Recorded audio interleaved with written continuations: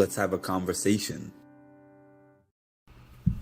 I want to take this time to thank everybody for their support of myself, Mark, and the music and mental health movement. Please take this time to like, comment, subscribe, and hit the notification bell to get notified of when I drop some more great content. Thank you. Greetings, everybody. How y'all doing today?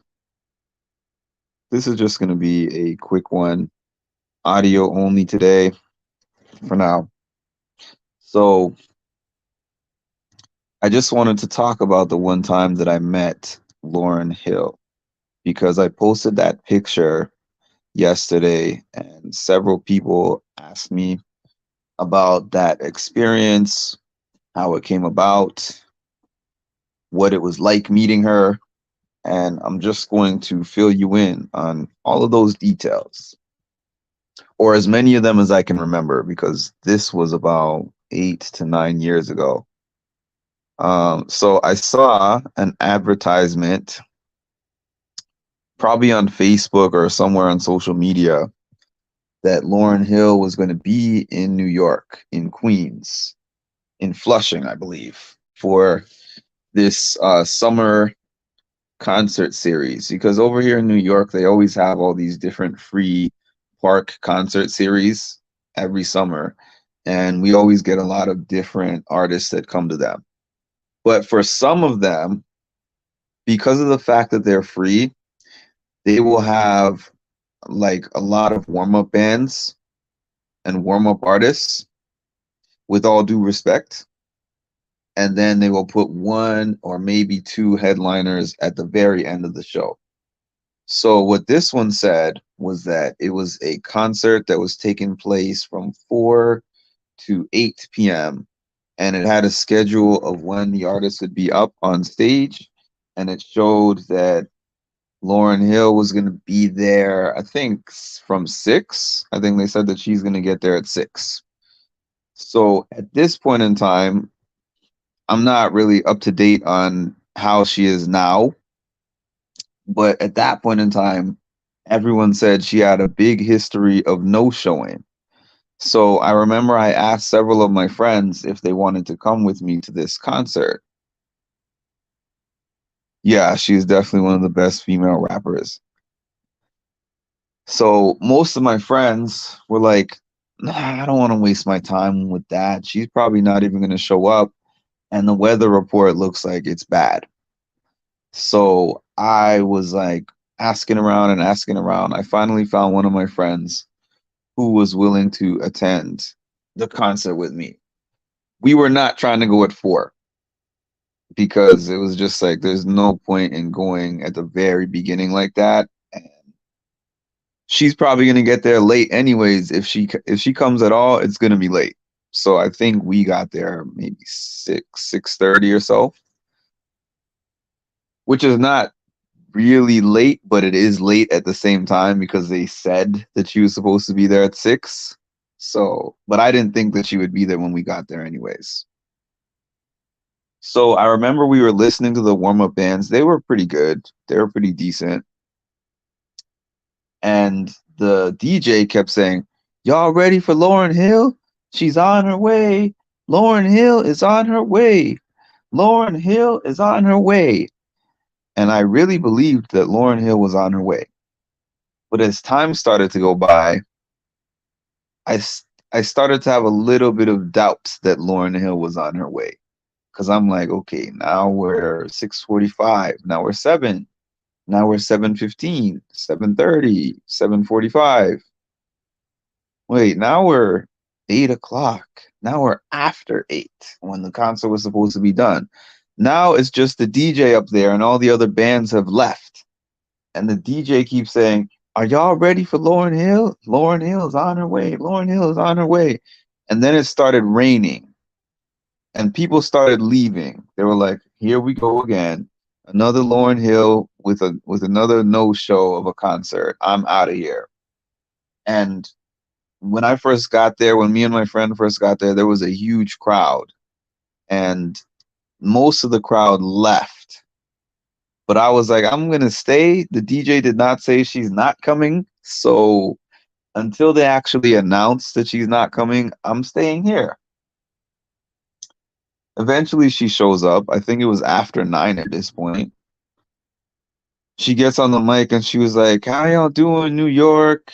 She said, "Thank you so much for staying and waiting patiently." I think she said she was in traffic and had some kind of issues getting there. I've seen videos. I watched a Lauren Hill video. It's still online. It's still on YouTube, where somebody in the crowd was like talking trash to her at some concert years ago about her not showing up on time to some concerts. Like, how come you're late?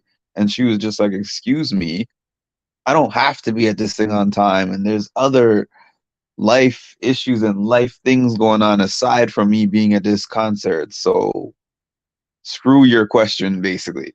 But she was really nice at this one. And she said, I'm so thankful that you guys got up and came out here to see me, waited all this time and stood out here in this rain. I love y'all. So then she gets up there, she starts performing with the band. I don't know any of the songs that she's performing. I'm like, this is not all the stuff that I grew up listening to and loving, but I've heard that there's some kind of, I don't know, maybe the ownership of those songs is the reason why she doesn't perform them. That's what I've heard. At the very end, she performed two songs from the Miseducation of Lauren Hill, but they played them with different background music, not the original background music. I want to say to Zion, the song about Zion, and what was the other one? That Thing. I want to say those were the two songs. I could be wrong, but I think those were the two songs. And it was really quick. I think that she only performed for like 20 minutes, a little over 20 minutes. And then she said, "Thank you so much, New York. I love y'all. Good night." And the little skeleton crew of us that were there were clapping and cheering. And then she left, but I didn't see her leave. This was like an outdoor concert, like I was saying, where they had a stage, they had a trailer in the back, probably for the artist to get dressed and change and all that kind of stuff. And they had some cars pulled up on the lawn. So it's done at this point. I didn't get a picture or anything. I might have gotten a picture of her on stage. I don't remember. If I did get one, I don't have it anymore. But I think I didn't because my phone was dying, and this was one of my first smartphones that I ever had. And we didn't have like portable chargers at that time, or I didn't have one. But everybody left, or the majority of us left at that point, and there was only about maybe 50 of us, 40 to 50 of us still standing there. So my friend said, "Okay, well, time to go home." And I was like, you know, I kind of want to just hang around because I don't know. I just have a feeling like she's going to come back out. And my friend was like, "I don't really know why you had this feeling," because she said good night and she left. And I'm like, well, I didn't actually see her physically leave. I didn't see a car driving off. I didn't see anyone walking off anywhere. So I feel like she's going to come back out. And I don't know why I felt that way. There was no indication of that. I've never really heard of her doing that before. It was just some kind of weird gut feeling that I had. So we stood out there for some time, maybe 20 minutes, 30 minutes, it could be. And then all of a sudden, she comes back out. And those of us who stayed were screaming and cheering. And me, I was nervous as you wouldn't believe. Meeting an idol, a crush, all of the above, somebody you admire as an artist. Um, wow, it was just like surreal seeing Lauren Hill this far this close to me. And she started walking down the line, giving people hugs, taking pictures. She got to me, and I pulled out my phone and I looked at the phone and I said, oh, shoot, 1% battery. So I'm hoping and praying because she wasn't out there for long. So I knew that if I didn't get this picture right at this time, I'm not getting a picture. So I remember I said, Lauren, I'm a big fan of something. I was like, can I get a picture with you, please? And she was like, sure, of course. And she had the warmest smile. It's like such a warm, friendly smile. So she took my phone and then she was like, oh, flip it around, for a selfie. So she held out the phone and she pressed the selfie button and then the phone turned off. And she was like, oh no, I'm so sorry. And I'm not gonna lie to y'all, I was devastated. Devastated. Like, this is one of the ones, like I've seen plenty of different celebrities in my life, but Lauryn Hill was high up there on that list in terms of who I would ever want to see or meet in person. And I'm like, the one chance, I had this once in a lifetime chance to get this picture with her, and my phone dies. So I'm like, all right, I'm just telling myself in my head, well, I got to meet her. So even if I don't have the picture, I have the memory. But still, that was not really a huge consolation prize to me at that time because I was like, I lost the picture. So before we left, this lady that had a point and shoot camera, because back then we weren't really using phones too much to take pictures. A lot of people had regular, maybe it was like a Canon PowerShot or something, one of those cameras.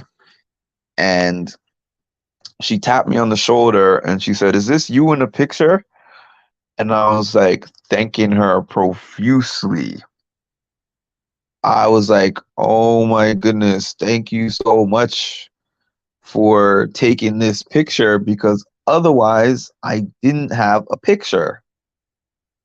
And she was just like, give me your details, give me your number, and I will send you the picture when I get home. And I was just like, thank you, God. But then when I got home, I plugged in my phone and I turned it on and saw that apparently my phone, probably a second before the battery died, actually did take the picture.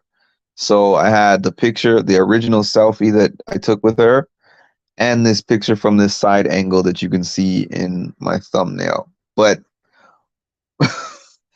the coolest part, I think, well, the whole thing was cool, but one of the coolest parts is the fact that when she pressed the button and it turned off and she saw my reaction and my facial expression, she had a reaction too. Like I said, she was like, "Oh my God, I'm so sorry."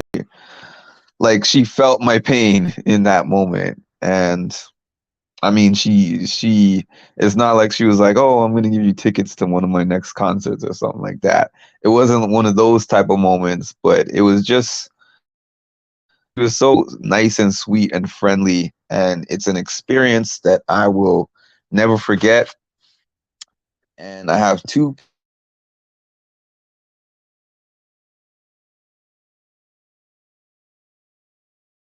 audience, and she took a lot of different pictures, and yeah,